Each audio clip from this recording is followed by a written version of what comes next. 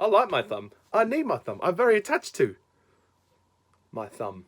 Who are you, and can you explain your presence here and the nakedness of this girl? Are we in Scotland? How can you be ignorant of that? Oh, I'm dazed and confused. I've been chasing this wee naked child over hill and over dale. Ain't that right, you timorous beastie? Oh, I've been out in a boot. No, don't do that. Hurts, man. No, really, don't. Can you identify yourself, sir? I'm Dr. James McCrimmon from the township of Ballamore.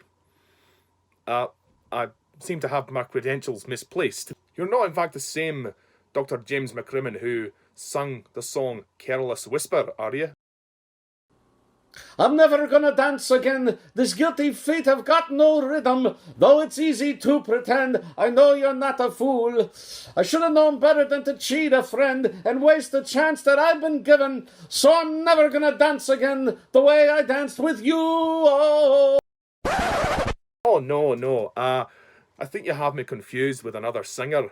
Could you please confirm that you are the singer that we have identified, sir? What do you mean we? I've not identified myself. Look, the only song that I know is a very specific one, and if you'll give me a second, I'll perform it for you, because I think you're getting confused with my twin brother. Sir, if you don't sing, you will die. All right. Won't get your knickers in a twist. In touch with the ground, I'm on a hunt down after you. Scenting a sound, I'm lost and I'm found, and I'm hungry like the wolf. I much preferred your version of Careless Whisper. What happened to you? That guy was a much better singer than you. Stupid bastard. Have you got any other songs? Actually, well, I do. Hit me. Hit me. Hit me with your rhythm stick. Hit me. Hit me. You are a terrible musician.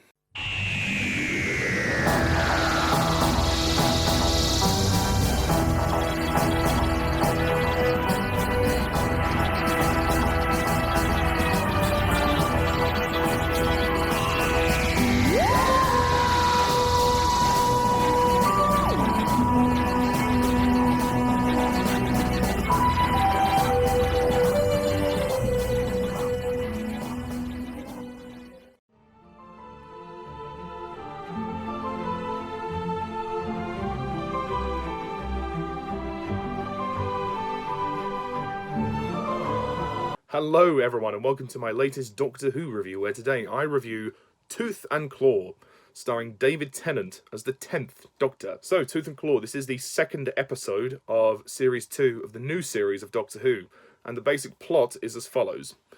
Landing in the 1870s by accident, the Doctor and Rose get caught up in trying to protect Queen Victoria. However, it seems something more sinister is afoot than a simple assassination plot. Can the time travellers stop the coming of the Empire of the Wolf? Okay, so Tooth and Claw. This one is written by Russell T Davies, and it's great.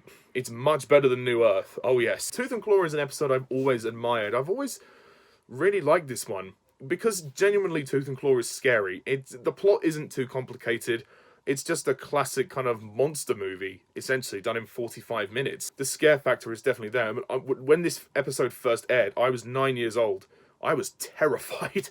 Some of the shots of the werewolf are fucking freaky. Like, there's a shot where the Doctor is looking at him in the distance and the werewolf's just kind of standing there going...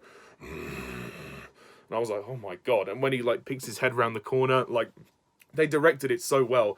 Who directed this? Euros Lynn directed it really well. The tension is definitely felt every scene with the werewolf. The CG is a little bit dated now, so you will have to forgive that. But they're on a TV budget, and it actually looks very good for what it is. But yeah, the werewolf is genuinely terrifying as well. And I like the fact that the man who is the werewolf, he doesn't really want to be the werewolf. He's a prisoner, just like the rest of them. These monks who use him to take over the house.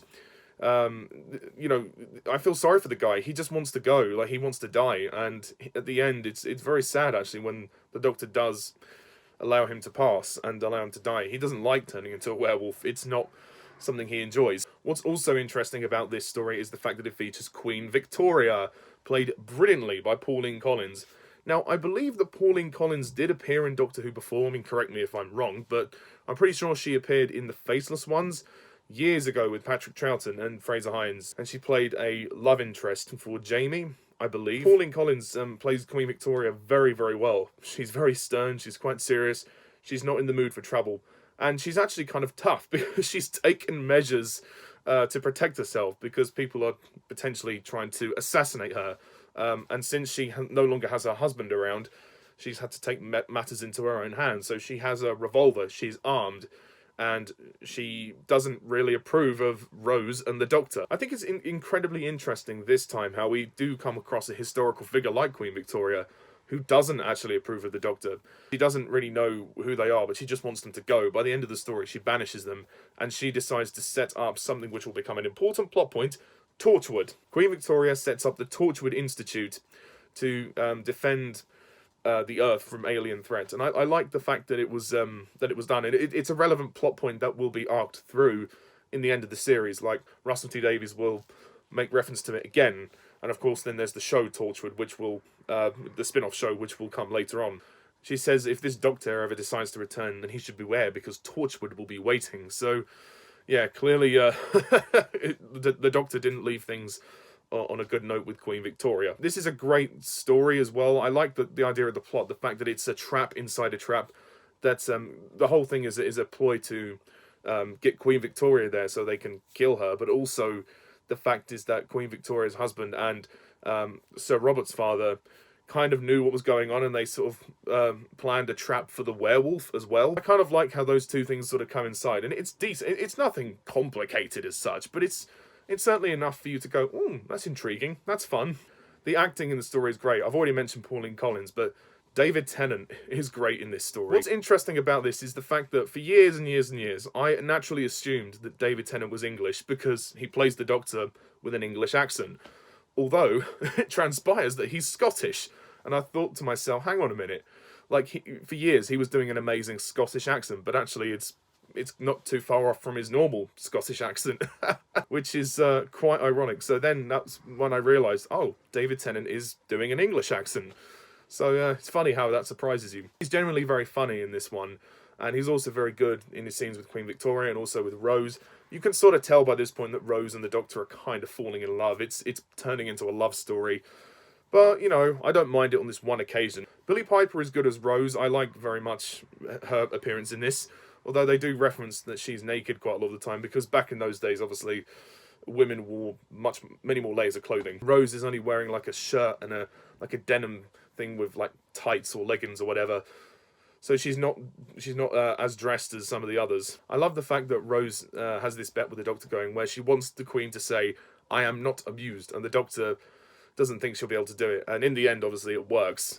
And the Queen gives in, and Rose wins the bet. But it's kind of nice, and it shows a nice kind of chemistry and rapport between the two characters. I also like the opening of this episode. The opening where the monks take over the house. They basically enter Sir Robert's house and they beat everybody up and they trap most of the people down below with the werewolf. I will say though, my one criticism of this story is the opening. Well, kind of the opening itself. As much as I like the opening, it is badly shot. It is like the shots are all over the place. I mean, it's not badly choreographed, but it's hard to see what's going on because the camera work is all over the place, and I don't think the framing is very good on some of the shots. It's also edited very sporadically. I mean, it's meant to. I mean, if the shots were better, the jump cuts would have looked more refined. But the camera's too wobbly and too shaky. You can clearly tell it was kind of shot in a bit of a rush. The music for this episode is amazing. This is one of Murray Gold's best soundtracks for Doctor Who. It is that good. It is really good. I mean, wow. Just listen to the track Tooth and Claw.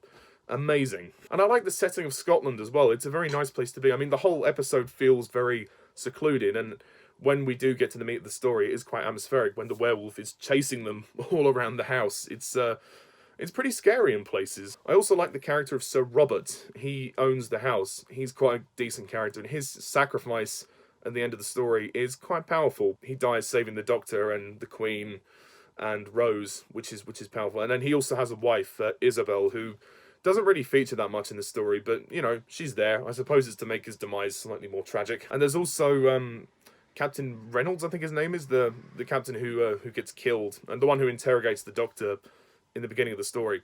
He's quite good in his brief moments. I also like the dinner scene as well, because it really sets the scene for what is to come. Like, Sir Robert basically preludes the werewolf, trying to build the tension for us and kind of kick the story off, if you know what I mean. Also, the character of Flora, the maid that Rose meets, she is introduced and then she doesn't really appear again. It's kind of like, what was the point of her character? I didn't really understand why Flora was in it. She just didn't seem to do very much. She was introduced and then she was never brought up again. Climax of the story is good, as I've already mentioned with Sir Robert's death, and then the Doctor and Rose having to power up the sort of the telescope machine, and then the Queen has her diamond, which the Doctor shines in the light, and that beams onto the werewolf. And then, as I said, the Doctor lets him go and shines the light brighter. And the guy, he doesn't have a name actually. This guy, he's allowed to die in peace. The transformation is actually quite freaky. Even though the CG is dated, it's still pretty freaky, to be honest. So this episode is iconic for a number of reasons. It's hilarious, it's brilliantly terrifying, it's perfectly paced at 45 minutes, it's got enough solid drama for it to be good. It's just the plot isn't you know, it doesn't have too much depth, but that's fine. You know, I really enjoyed it for what it was. And like I said, my only real criticism is the fact that you know, some of the opening shots with the monks attacking everybody could have been a little bit better. Despite that though, Tooth and Claw is fantastic, and I'm going to give this one a 10 out of 10.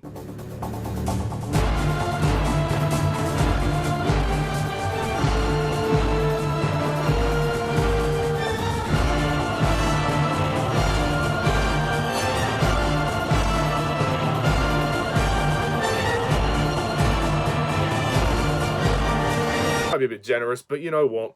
It's always been a great one for me. I really like it. Okay, so that's my review of Tooth and Claw. Thank you very much for watching, and stay tuned next time when I review School Reunion. So until then, I'm Mr. TARDIS11. See you soon. Bye for now.